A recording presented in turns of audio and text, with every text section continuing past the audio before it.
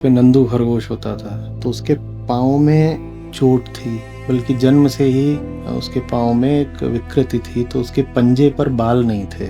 जब बाल नहीं थे, इनका मांस बड़ा मुलायम होता है, तो जब बाल नहीं थे तो उसको चलने में तकलीफ होती थी, तो वो उछल नहीं सकती थी बाकी खरगोशों की तरह। ज़मीन पर चल लेती थी थोड़ा बहुत, लेकिन वो उछल वगैरह नहीं सकती थी, और थोड़ा ज़्यादा चले तो खून आ जाए उसके, तो उसके पंजे पर पट्टी करके रखना होता था। तो उसको मैं अपने ही साथ रखता था हर समय।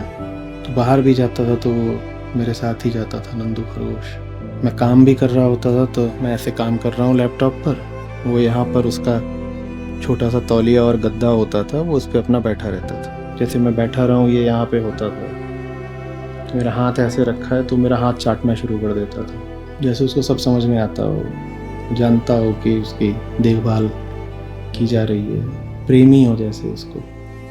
फिर उसको जीना तो था ही नहीं बहुत दिन, क्योंकि खरगोशों का पाचन तंत्र बड़ा नाजुक होता है, तो उतना जब वो एक्टिविटी नहीं कर पाता था तो उसके पचने में समस्या आने लगी। और कुछ मेरा दोष, उस वक्त मैं बहुत ज़्यादा जानता नहीं था, तो इंसानों के खाने पीने की चीज़ें एक दिन मैंने दे दी उसको।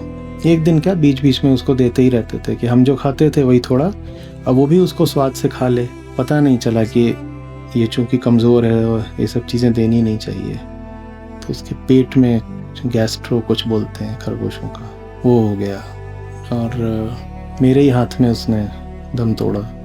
उतना गहरा रिश्ता किसी पशु से मेरा पहले कभी नहीं बना था, और ये मैं बिल्कुल साफ अनुभव कर पाया कि उस रिश्ते ने और उस घटना ने मुझे बदल सा ही दिया भीतर से बिल्कुल।